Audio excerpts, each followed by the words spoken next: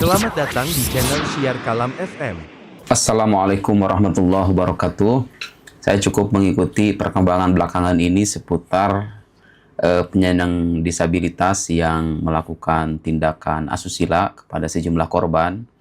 Saya juga mengikuti bagaimana lika-liku terjadinya hal semacam itu.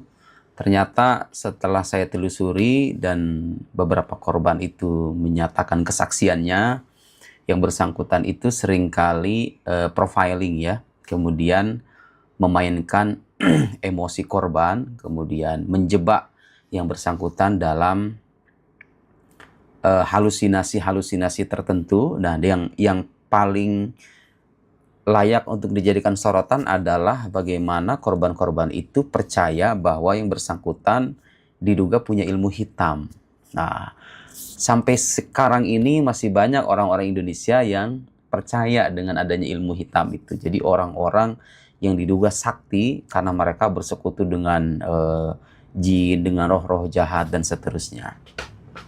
Saya kira kejadian semacam ini menunjukkan bahwa akidah itu sangat penting dalam kehidupan, jangankan kehidupan beragama, kehidupan bersosial kita itu sangat penting. Karena bagaimanapun keyakinan itu bisa mempengaruhi tindakan. Dengan keyakinan yang cacat, Anda bisa salah langkah. Tapi dengan keyakinan yang tepat, Anda tidak akan salah kaprah. Jadi, apa yang terjadi belakangan ini bagi saya itu semakin menguatkan kesimpulan bahwa dalam beragama itu kita tidak bisa mengabaikan dan mengesampingkan pentingnya akidah yang sehat, akidah yang tepat, bukan akidah yang cacat ya. Nah, di antara akidah yang cacat itu adalah keyakinan bahwa roh-roh jahat atau ilmu hitam itu bisa memberikan dampak, bisa membahayakan, bisa membunuh orang. Itu tidak benar, saudara. Tidak benar. Bahkan hatta para penyihir yang disebutkan dalam Al-Quran pun ditegaskan, وَمَا هُمْ بِضَرِّينَ بِهِ مِنْ أَحَدٍ إِلَّا بِإِذْنِ اللَّهِ. Jadi para penyihir itu tidak akan bisa membahayakan kecuali atas izin Allah. Artinya kalau Anda punya koneksi dan hubungan yang baik dengan Gusti Allah, Anda sholat 5 waktu, Anda mengamalkan doa-doa yang diajarkan sama Nabi Shallallahu Alaihi Wasallam. Setan itu lemah sebetulnya dibandingkan kita. Jin itu secara secara wujud dia itu lebih lemah ketimbang manusia.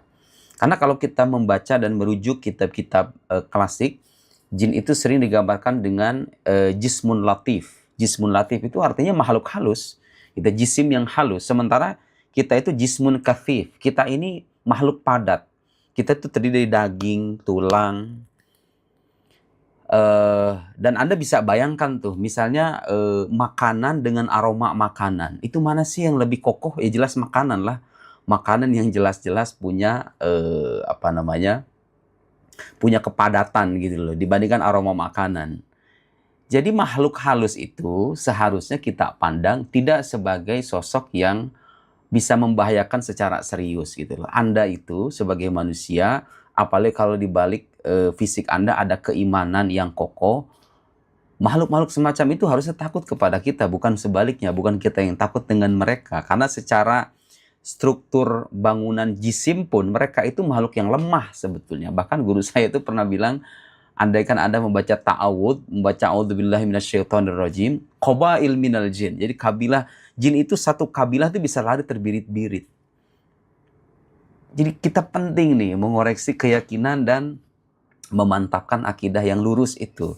Supaya apa? Supaya kita tidak salah kaprah dalam melihat fenomena-fenomena yang kerap kali terjadi di negeri kita ya. Orang-orang yang ditipu, orang-orang yang dimanipulasi, orang-orang yang lemah akidahnya kemudian dimanfaatkan kelemahan itu oleh orang-orang yang suka menjual beli hal-hal mistis ya, memperjualbelikan hal-hal mistis. Saya ingin tegaskan sekali lagi bahwa dalam agama itu kita percaya dengan hal gaib. Tapi kepercayaan kita terhadap hal gaib itu harus memiliki landasan. Makanya para ulama menjelaskan tuh, sesuatu yang gaib yang wajib kita percaya itu adalah sesuatu yang bersandar pada wahyu yang terpercaya. Artinya kalau sumber kabar hal gaib ini dukun atau hatta ustadz sekalipun, itu nggak wajib percaya gitu. Apalagi dengan yang namanya ilmu-ilmu hitam semacam itu. Nggak ada itu sebetulnya. Jadi hal-hal semacam itu tuh sayangnya sudah menjadi warisan turun-temurun ya. Dan di sebagian masyarakat kita itu masih bercokol keyakinan semacam itu. Saya kira itu perlu dikoreksi. Dan kalau Anda ingin tahu apa pentingnya mempelajari akidah yang tepat itu, ya itu gunanya. Pada prakteknya gitu ya, banyak tindakan-tindakan sebagian orang yang itu dilatar belakangi oleh keyakinan yang salah. Karena itu kita perlu kembali merujuk pada penjelasan yang tepat, uraian yang lurus seperti yang disampaikan oleh para ulama kita. Kita percaya dengan hal gaib selama itu disampaikan oleh Nabi. Karena Nabi berasal dari Allah, Allah tidak mungkin mengabarkan sesuatu yang bertolak belakang dengan fakta. Tapi kita nggak wajib percaya dengan hal-hal gaib diceritakan oleh fulan, apalagi kalau itu dari seorang dukun, apalagi dari orang biasa yang sangat kita ragukan keterpercayaannya, karena itu sangat wajar dan bukan hal yang salah kalau kita mendustakan para dukun itu, mendustakan orang-orang yang konon punya ilmu hitam, karena mereka bukan nabi, bahkan mereka itu cenderung menodai ajaran nabi itu sendiri. Sekian, semoga bermanfaat. Wassalamualaikum.